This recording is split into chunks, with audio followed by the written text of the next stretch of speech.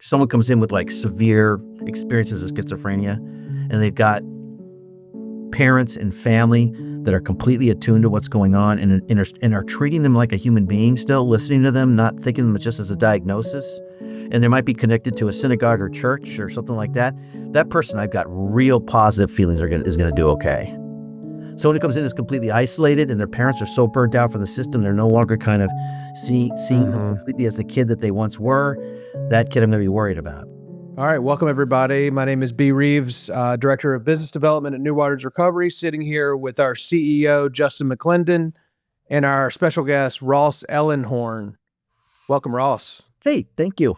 It's nice to be here. Thanks for joining us. Oh. Yeah. So where are you right now, Ross? I'm in Charleston, South Carolina. That's where Okay, cool. we're living for the time being. Yeah. Not a bad spot. I've visited you there. You hosted a group of us when we were down there for the Low Country Mental Health Conference. Yeah. Yeah. The city symbol should be hung over bachelorette parties. That's Yeah, I hear you. I lived there, before I got sober. yeah. It's a wild place. Yeah. It's a good. It's an interesting city. Yeah. Yeah. Yeah. What I've found about cities like Charleston, places that are sort of destination places for people to live who like to party, there's usually a really good recovery scene that accompanies that. There you go. That's always a positive. Yeah. I heard a tour guide say it's a drinking town with a history problem. Yeah. That's pretty good. I thought that was pretty good. Yeah. That is good. That is good. The first time I went to Charleston when I was in high school, Yeah. my roommate grew up there and I went to go visit him. And this was in 1992 or 3. And I just remember going over the Cooper River Bridge before the Ravenel Bridge was even there, and just seeing this beautiful city that it was spared by Sherman in the Civil War, yet time had just beaten it down. And this was before anybody really wanted to be there. And Right. I mean, I was 15 thinking, wow, how is this not the most sought after place to live in the country? It's the most beautiful place I've ever seen. And all those buildings, I mean, very few of those houses down on the peninsula and the Battery and South Abroad, they were all dilapidated. It was insane. Yeah. I mean, it was just beat down and run down, and now it is that place that's the most sought after place to live. Yeah. Yeah. It's a strange place. It's an uncanny place because there's an entire world that happened here that's pretty much ignored. I mean, we just got an African American museum put in here. The town was majority Black. It was a majority enslaved people. Like, you have no idea that when you're here. 90% of the labor here. So all those houses were built by enslaved people. This was an aristocracy. This was a kind of, king and queen scene here. People didn't work really. They had people work for them. And it's not quite noticed.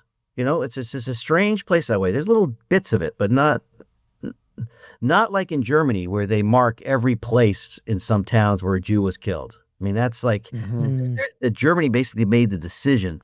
We're going to do a good job never forgetting what happened, Yeah. This place has this eerie feeling to it, they have ghost tours. Yeah, a lot of ghosts. Yeah. All the ghosts are white people, It's like, yeah, well, that in itself is this sort of act of denial and covering things up and Right. thing, Yeah. Although I guess All the southern port cities are sort of like that. What's that? Sorry, I didn't mean to talk over you. I just said that all the southern port cities from New Orleans around Florida up the East Coast to Norfolk, and probably, even kind of Annapolis would be, sort of the gray area of that, but we're all that kind of old third world, very have and have not. Yeah. Like you said, kind of, but they're beautiful places. Yeah, they are. Yeah. It's remarkable what free labor can get you. I mean, seriously, these buildings are remarkable, and they would have been too expensive to build if you had to pay people, but they're profoundly beautiful. Well, tell us, what all do you do? We know, but tell our audience, what do you do? I own a company that just coincidentally is called Ellenhorn, and it's really focused on how to treat people who are having kind of extreme events of mind and mood and problematic habits in a way that keeps them in the community. We have very odd ideas at Ellenhorn, like purpose, meaning, and connection matter to somebody who's recovering from a psychiatric event or from substance abuse or addiction event. And so we really believe that people should be served outside the walls of places as much as possible. And it turns out that people who are really having extreme events, either, in use, because we're a harm reduction program, or because of psychiatric events, actually don't do well in congregate settings. And they're kicked out and they're kind of blamed for it instead of the extremity, the extremeness of their experience makes it so it's hard for them. You get someone with a kind of really severe borderline experience, they're not going to be wanting to make a bunch of attachments with a bunch of strangers in a residential program. If someone was hearing voices and having really profound experiences of schizophrenia, they're not going to want to be in a congregate place. And yet we sort of put people in these places and then we sort of blame them, or their illness is making it so they can't stay in those places. It's a crazy system. And it's also a system that really treats people as things, like it kind of treats them by diagnosis. And it sort of says we have the tools, these different tools, these different quote unquote best practices for each diagnosis, which really tell people that they're broken. Every time you tell you there's a tool for it, you're saying they're broken. And so it's sort of a system based on disempowerment. And our program is about how do we kind of keep people in their world, even when they're symptomatic, and keep them kind of in society and in the world. And that means really good psychiatric care, because we're trying to get people back to school before anybody would consider them ready. We don't quite believe in this readiness model. Like, you're not ready to date. You're not ready to have your phone. You're not ready to have your computer. You're not ready to work. And we think that means programs aren't ready. And you should be building that readiness into the person's recovery by providing the right amount of kind of outreach support. So Ellenhorn's our outreach program. So 70-80% of our time is out with people, trying to get them reintegrated into the world. And we're the most robust of those in the United States. And we're also not doing anything new. This is what community mental health does all the time. It's about case management, supported housing, supported employment, and those sorts of things. So it's very interesting and different from the traditional model, obviously. Mm-hmm. And so you're based you have 3 main offices, Boston, New York, and LA, correct? Mm-hmm. Yeah. And so if the clients, where are they, and how do you serve people who are not in those metropolitan areas? Yeah. So New York clients, no one's going to go to New York to go to get outreach support in New York City. It'd be crazy. Right. It'd be crazy creating. So New York is the most traditional of our models. This model is called PACT. It's kind of considered the best evidence-based best practice. It really is for people with sort of severe and chronic experiences. Boston, people come and they sort of settle in. People are in their 20s. They're kind of ready to, it's sort of part of life development to leave home and go somewhere. And why not go to a college town and get hooked up with the colleges there? So people come, they often stay and live there years after they're with us. And we have a residence there for when they land. It's not really containing residence. It doesn't have a lot of rules. It's just about how do we kind of find you an apartment from here. And then LA, we use other programs for people to stay at if they come from out of town.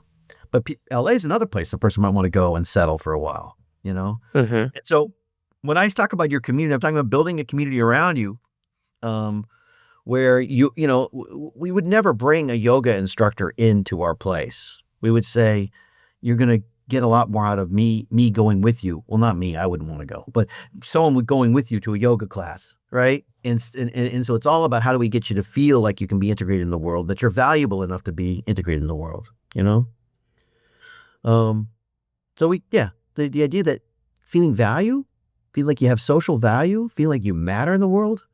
Again, I know that's crazy, but we think that actually has a lot to do with people getting better. And people won't engage with treatment if they don't feel they have some reason to, and the reason is themselves. If people don't feel like they are valuable, they won't engage in treatment.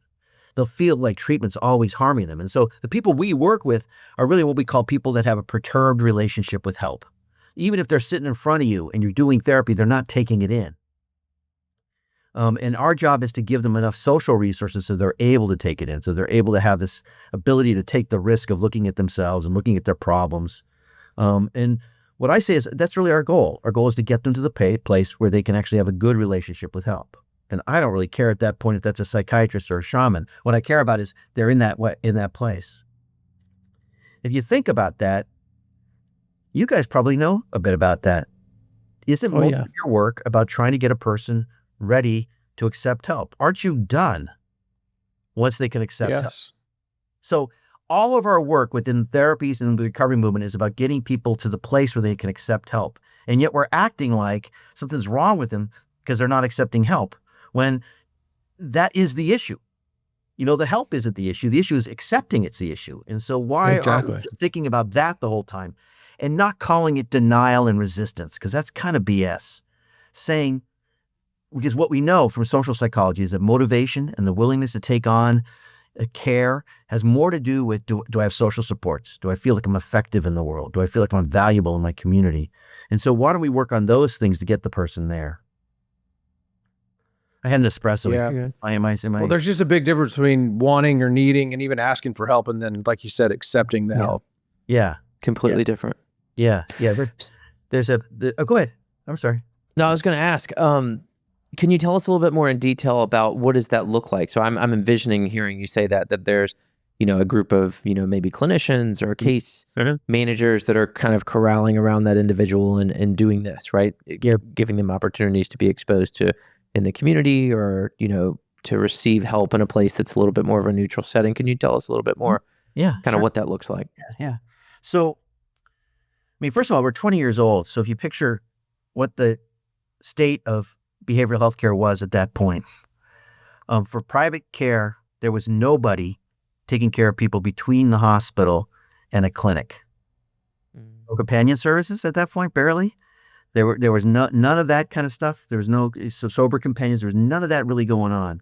So what that meant was the place where a person needed the most care, because, I don't know if you guys know this, but people don't drink when they're locked up in places where they can't get to their alcohol. So the place where they need the most care, the most intensive care, nothing was happening. We were trying to fill that space. Like, that's where all the work should be done. So we took on this PACT model, which is considered a hospital without walls. You got docs, you got nurses, and you've got basically all master's level clinicians who are therapy trained. So they're not exactly the same thing as a companion service. They have the therapeutic skills and the therapeutic knowledge about how to kind of get somebody motivated. And so, but they might be doing that while grocery shopping with somebody, or taking them to a job interview, or any of those sorts of things. So it's like they're getting therapy the whole time, but the therapy is in action in the community. I'll give you an example, a couple examples. Guy who was in a band, a pretty good band, did well, but he needed a job. He needed a career, or profession, or a craft that he could do when he wasn't playing in the band. And he found this craft, and he went to school for it. And he was on his last semester. And he finally told us, and he probably told us because we were a harm reduction program and we used motivational interviewing. He told us, I've been drinking and I want to stop. So he had to go to detox. In detox, we kept visiting there, which was odd for the detox place to have clinicians being there all the time. They said, this guy's got to go to a partial hospitalization, an IOP, right away after this. And we said, absolutely not. We said, this guy's got to go back to school. You're about to take away his degree. He's about to not make it through school. He has one last semester left. The medicine for his addiction is having that degree and feel like he has worth in the world. And so we picked up how much we were visiting him. We visited him during lunch breaks at the place. We drove him home afterwards. We started doing more testing with him. We kept the kind of lines of communication going with him. And that all worked out. But the point is that would be our mode. Our mode is always, how do you kind of get back to the community, not how do you lock people up? Mm-hmm. Yeah. Well, let me ask you a question, because that's really interesting. And my first thought when you were telling me about this scenario is, we got to take care of ourselves first. What good is a degree if we're dead from, alcohol poisoning or drink ourselves to death or whatever. But in this scenario, this guy had so much support through Ellenhorn that he was, for sort of carried across the finish line in a way, right? Mm-hmm. But what would you say in a similar scenario that somebody had a semester left in school, but just, didn't have the resources to have that team in place? Yeah. But he said to the detox, I got to graduate. Like, I can't go to PHP or IOP. I have to go back to school. Yeah. Yeah. Well, that person has less chance of doing well. Yeah. Right. in fact is, he may be right too. I mean, more people quit using without treatment than people quit from treatment. So this might be the point in his life where he finally said, man, I'm just almost there. Look how well I did. I got all the way here, and the risk he's taking in not finishing school is a big deal. For his chance for long-term sobriety, it's a big deal. So there's always these risks. We just don't consider the risk of treatment. We always think treatment is the least risky thing, but it actually poses a risk to people often. It gets in the way of their ability to kind of make a life out there. Addiction. I hope I can say this to you guys. Addiction recovery is a mystery. Yeah. It's a mystery. It's what? We don't know if it actually works. What we know is long-term relationships with somebody is what works. Yeah. Fellowship, connection. We feel that. That is true. I mean, to your point, research has shown time and time again that, connection, social connection, is extremely, extremely effective. And it's true. I just don't think, there's just not a lot of research that's been done in a way that makes sense to show the, the effectiveness of various levels of care for treatment and things like that. That's true. But you're right. I think one thing that we do know, whether that's in treatment or outside of treatment, is that relationships matter, and they're probably the most important part of it. Yeah. I haven't seen a study anywhere show that there's a lot of supporting evidence for people to do it on their own without any connection. So yeah, that's not true. Without any connection, but plenty of people recover on their own. I mean, that's the evidence is there, and plenty of people move towards moderation and do okay. And that's just a fact. And then some people can't moderate, and some people can't do it on their own, and they need to be in treatment, But every decision we make is a risk. Yeah, treatment's absolutely always a risk. There's a lot of evidence that work programs work really well for addiction, where there's no treatment. People go and they're given a voucher at the end of the day, and they work. They do some sort of menial work, even that has this strong effect. So it's just a mystery what works and what doesn't on some level.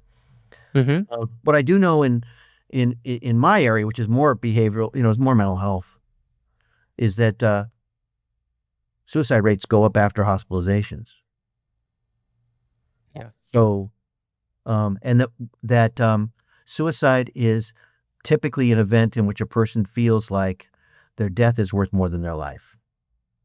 So if all we're doing is running around doing surveillance on somebody because we think they're going to harm themselves without building a relationship with them, without getting them connected, and without taking the risk of keeping them out of hospitals sometimes because we think that that's best for them in the long term, we might be acting in a pro-suicide way. We're taking away any sense of their autonomy or value in the world.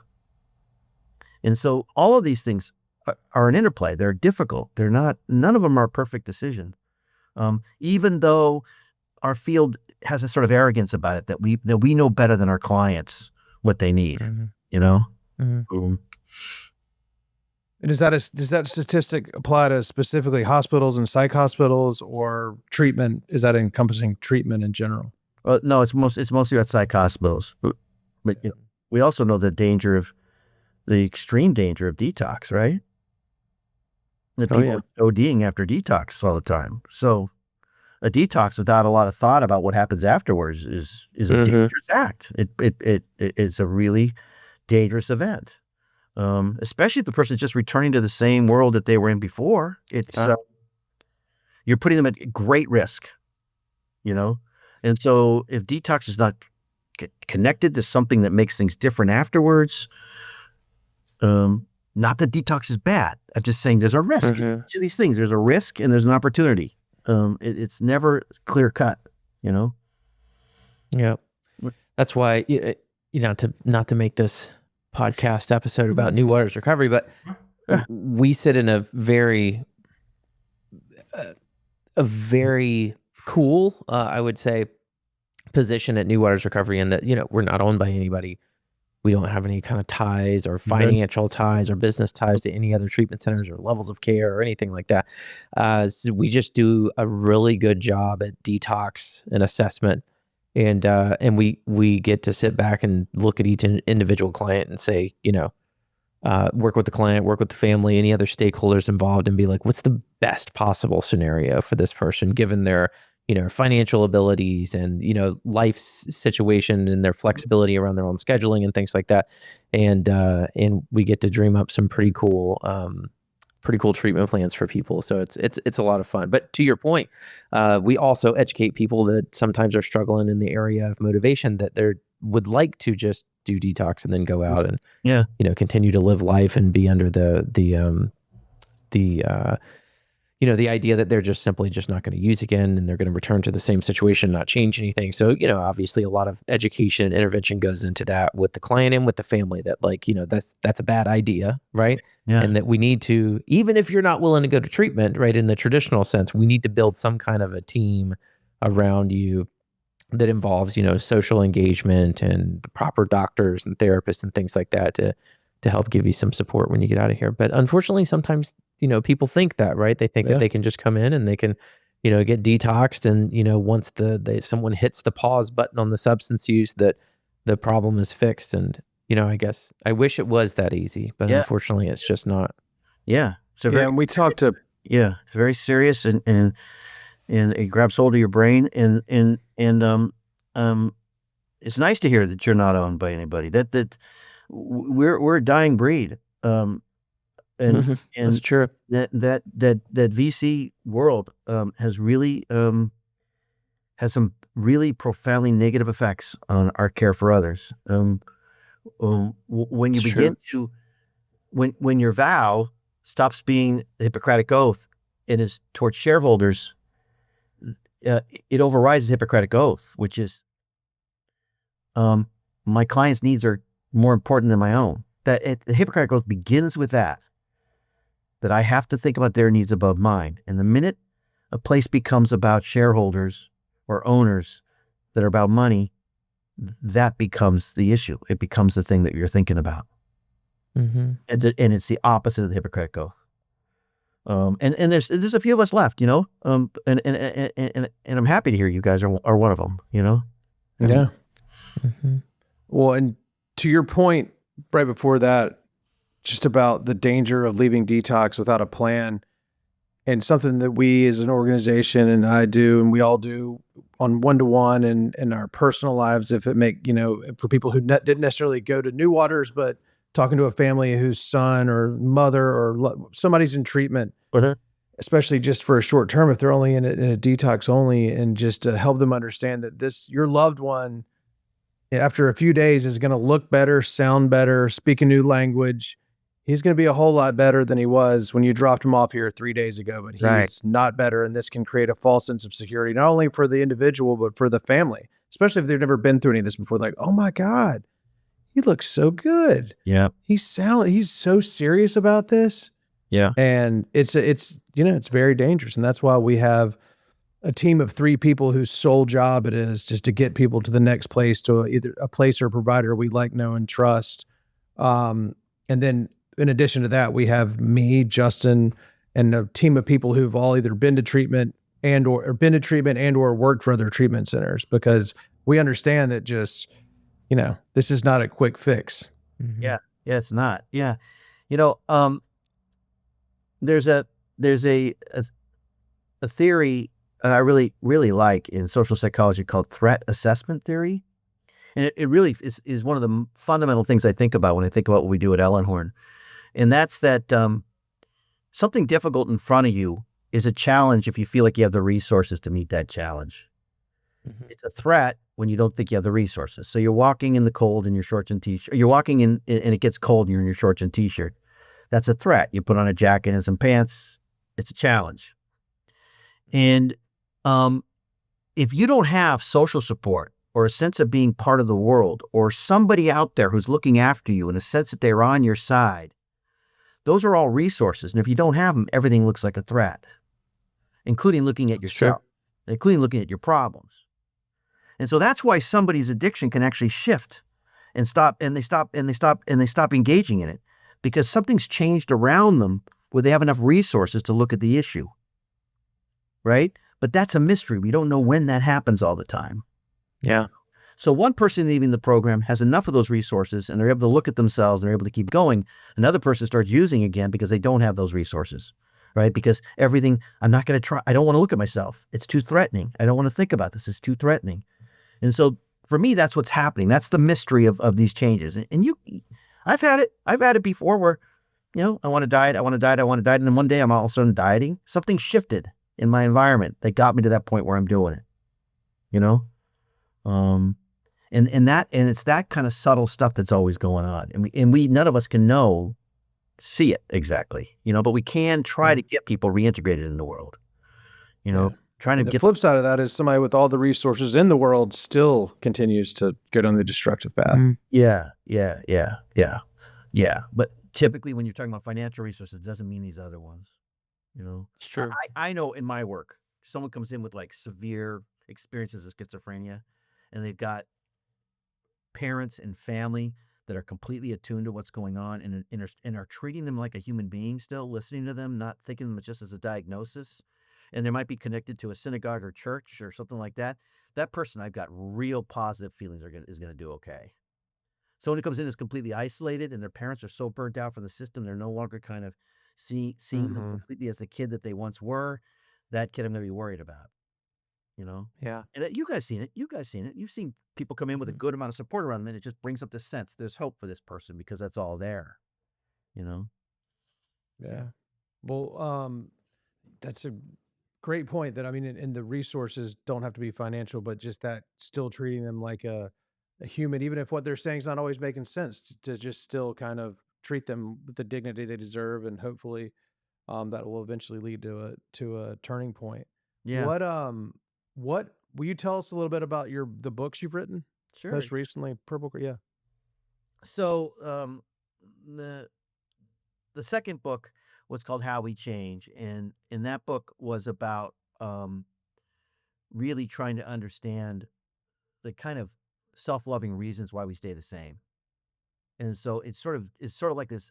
It's this opposite self-help book. It's saying here's the reasons to stay the same. Like there's all kinds of really good reasons, and most of them have to do with this theory that I came up with called fear of hope, and I researched it at Rutgers, and it's the idea that that hope is actually scary to us, and that if you've gone through multiple disappointments, it becomes the scariest thing in your life.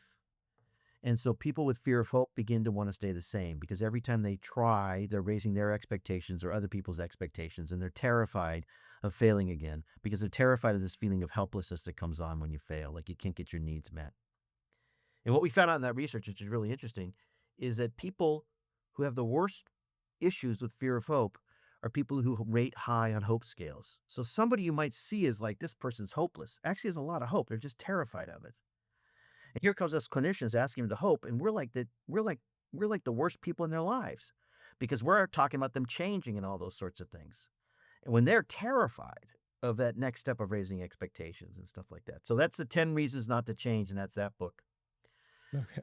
The most recent book is my favorite, and I just really love it. And it takes that children's book, Harold and the Purple Crayon, and it's sort of a time capsule from 1955.